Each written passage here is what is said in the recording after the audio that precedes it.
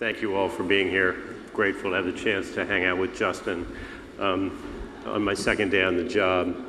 And I thought we might as well start with the subject on which you've been a bit of a provocateur lately, if not to say doomsayer, which is this huge transition we've been witnessing from a world in which media brands largely controlled the means of their distribution to one where they're increasingly dependent on the big platforms, and particularly Facebook.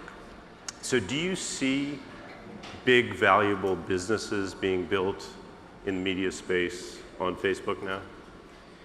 Well, let me start by thanking you, James, for coming on your second day. We worked together at the Atlantic magazine and led that turnaround together, sort of arm in arm for 7 years. It was it's a real honor to be doing this with James on his second day of the job. So thanks for doing this. I should be interviewing him, by the way. He knows more about this subject than I do. But I think that listen, provocateur, doomsday, I'm not sure I would use those words. I think what I have been thinking a lot about and talking a little bit about,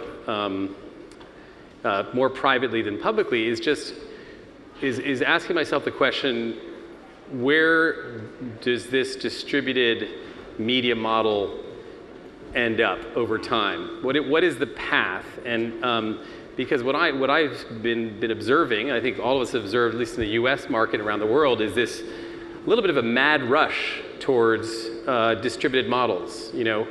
Every publisher, is effectively, many publishers are effectively outsourcing their audience development, their monetization, their audience growth. They're outsourcing their data, their advertiser relationships. They're outsourcing sort of everything to these third parties. And my point that I've been making is, how does this end up? Right. Because in all the sort of thinking I've done, I don't see how this distributed media model actually works out from a business perspective. I'm a business person, and I don't see, no one's explained to me the enduring, profitable business model that exists in this space. So the question is, can anyone build one? I'm sure like a one or two or maybe a couple will be able to really build huge distributed businesses at scale. They'll be the 1 in a million winners that, maybe potentially like a BuzzFeed or some others. But I think that they will be the very, very small minority. And I think many of the publishers who are adopting this approach who don't achieve that type of huge scale, which would allow for them to monetize through volume, not price, because when you get to that scale, your advertising monetization's at low price. I think that those caught in the middle are going to be in a tough position. And it's funny, I actually gave a talk about 7-8 weeks ago about this, and then within a couple of weeks, Mashable let go of 30 staff, and then Vice's traffic dropped by 25% on ComScore one day to the next, and then and so you're beginning to see the breakdown of what has been this hyped model of distributed media. I think you're seeing the breakdown of it. Is it a bubble? I think it's a total bubble. I think it's a bubble that's been inspired, or not inspired, been actually caused by the fundraising realities of media. I mean, Silicon Valley wouldn't touch content with a 10-foot pole until about 3-4 years ago, right? So it was always about technology, e-commerce. If you were a content entrepreneur and you went to Silicon Valley, people wouldn't even take your meeting. And then I can't remember which of the Silicon Valley VCs first, I think maybe it was Andreessen Horowitz investing in BuzzFeed, or there was sort of a pivotal moment, or someone maybe out there investing in Pop Sugar. There were a few pivotal moments, and all of a sudden, then it became this hot trend. This distributed model trend became something that Silicon Valley was investing in, and also New York investors. And their main metric, because their exit models were based on multiples of audience, and their revenue models are based on multiples of audience, and so it all became about building the largest audience possible in order to sustain your bubbly valuation. And I think that is coming crashing down a little bit. So what should the other publishers be asking for? Let's assume they have leverage in these conversations with the platforms in the first place, which... Well, that's we should stop right there. Yeah. When they come and say, nice little website you have there. No, it's true. I mean, I think, I've enjoyed, I'm a huge admirer of what's gone on, obviously, in Silicon Valley, and I think the businesses that these companies have built are remarkable. And so powerful and so innovative. I think I oftentimes say that the reason why the media business is being, basically devoured by Silicon Valley is because, they're doing better media on smartphones and developing better advertising monetization models on smartphones than media companies are. So I'm a huge admirer, but I think there's this growing disequilibrium where I think publishers, because of the disruptions and the pressures on their models, have no leverage whatsoever, in these conversations. They have no leverage. And so, because oftentimes they're operating quarter to quarter and they're dealing with significant declines in traditional media revenue streams. The new growth revenue streams, the great growth of digital has now been fragmented into pieces by, programmatic and social, and now the platforms eating up. I heard that Google and Facebook are going to are expected to capture 85% of every incremental dollar in mobile advertising in the coming years. 85%. So publishers walk in without any leverage, and I think that has resulted in a sort of a very one-sided conversation. There was David Carr, when Instant Articles started. David Carr wrote that piece before he died, where he said, like, God, this is sort of feels like a little bit of a dicey arrangement, And sadly, he passed away, and he was such an important person in our industry in the States. But from that moment on, it feels like no one ever questioned Instant Articles. It was just all you would read is, oh, I'm in.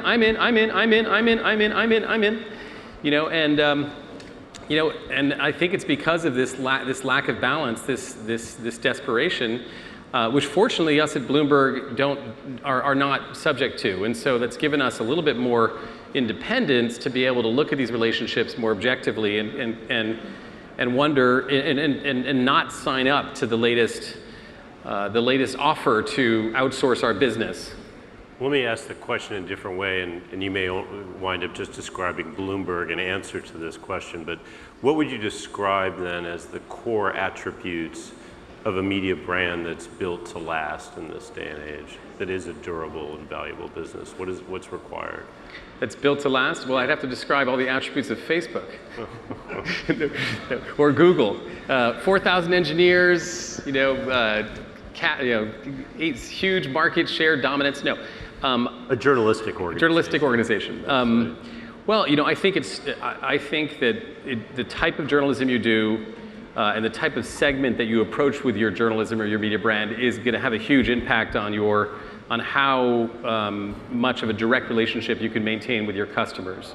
I think the general interest news category, the entertainment category, I think that is all.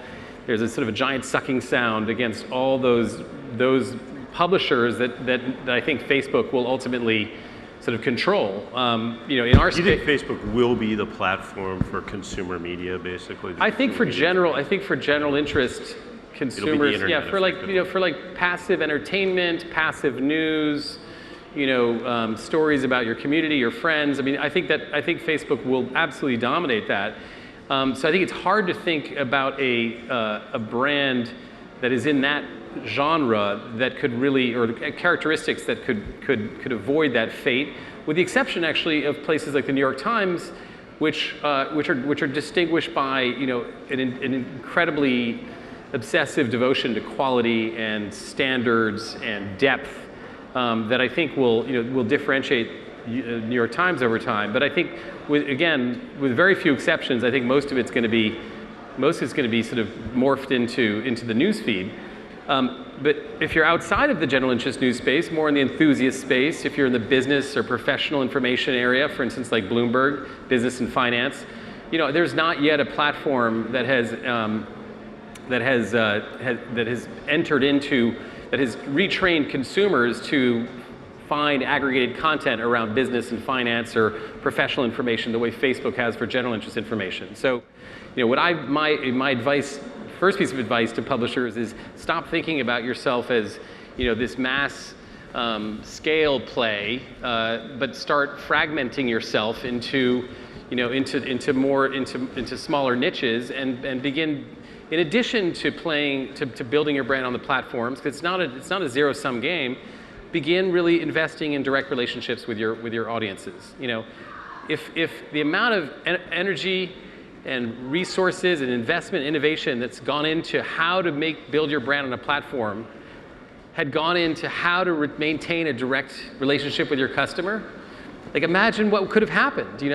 It's not so cool, but maybe instead of a platform manager, there'd be like the email manager. There are very few companies that have email managers or multiple email managers, except unless you go to the very narrow B2B business. Well, those businesses actually finding new profitable business models, and so I think those are some thoughts I have on that. And that relationship is valuable to advertisers, or it's valuable because it creates a subscription business?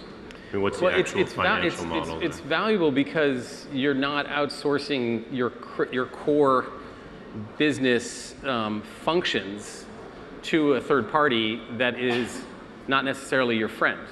Right. So let's start with data. You're capturing as much first-party data as possible. You know more of deeper insights into your customers, what they're doing both on your platforms, off your platforms. I mean, this is why the platforms are winning, is because they've got far superior data. So you're capturing your own data, you're managing your own monetization relationships, you're using that data for your advertisers, using that data for your editorial product to customize your editorial product. And you're more in control of your own fate.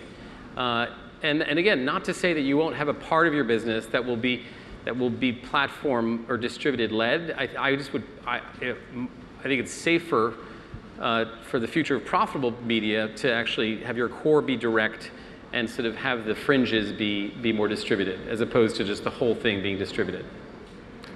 Let me shift slightly to the specific question of video and the future of video consumption. Do you see the same pattern pertaining there? And to be a successful publisher or media brand in this day and age, do you have to succeed at video? And if so, how? Well, video is is sort of it's the thing that you have to do to maintain your bubbly valuation as a starting point, because then of course that changes every couple of months. First it's your CMS, then it's your video strategy. No, I mean, listen, I think obviously so much content consumption is shifting to video, and that's hugely important. I think the benefits of video, particularly long form video, is that they've been able to transition traditional customer, traditional sort of viewer revenue in traditional formats into viewer revenue in new formats. And so that's why you're seeing huge, significant pay models emerging for long form video on the web and so television companies and cable companies are actually having a much easier transition. If you talk to the HBOs or the Showtimes, they're building really exciting new businesses based on licensing fees, subscription fees from customers. I think the more short form video folks, I mean, there's been very few successes of anyone building, on the publisher side or premium publisher side, of anyone building significant video at scale. I think Bloomberg actually is one of the exceptions, but that's largely due to the fact that we have a global television network that we're able to sort of to leverage and grow. But no, I see the trend here is maybe even more severe. The growth of Facebook video, the growth of Snapchat video, the amount of engagement they're getting, the size of YouTube, again, the YouTube relationships are maybe, which are more evolved with publishers, are maybe a sort of a canary in the coal mine. I mean, publishers aren't getting really rich on YouTube, even though they're putting a lot of content out there. And so one real question is, what will Facebook do with the publishers that are now distributing millions and hundreds of millions of streams on Facebook platforms, how are they going to, what terms are they going to present to publishers, and will those terms be more advantageous to the terms of instant articles or the terms of other deals that they've done before? What else should we be looking for from Bloomberg? I mean, what are the areas of growth that you're excited about in the media operation? So Bloomberg is a really interesting media company because it has two really distinguishing kind of characteristics. One, it's one of the very few omni-platform media companies that operates on 5 different platforms at the same time. And so we're a television company, we're a digital company, digital video company, we're a print magazine company, we're a radio company, we're an audio company, and we're a live events company. I think that was 7. Well, I broke up video into 2, so it's 5. But but they're all with the same brand, so we follow the consumer throughout the consumer's life cycle. So we have radio in the morning, television in the morning, web during the day, digital video at lunch, and we can really track the consumer throughout the day. And so that's number one. Number 2, we're an incredibly global media company that operates with very significant scale across the world, across Europe, Middle East, Africa, Asia Pacific, Latin America. And so our vision and our strategy is to be the leading multi-platform global business media company, and to use that advantage of being able to surround our target customer, our target consumer, across all these platforms during different times in the media consumption cycle, and then to obviously be able to extract as much subscription revenue from them as possible, but also to monetize them in a very different way because we're able to reach them at so many different touch points throughout their day. It's kind of an abstract question that I'd like to end on. Because the reality of our trade is constant change and will be over the course of the rest of our lives, I'd love to hear you talk about your theory of how to change a media organization. I got to watch up close how you approach these sorts of challenges when we worked together at the Atlantic, and now from afar watching you at Bloomberg. And I wonder if there's a set of principles that guides the way you think about that.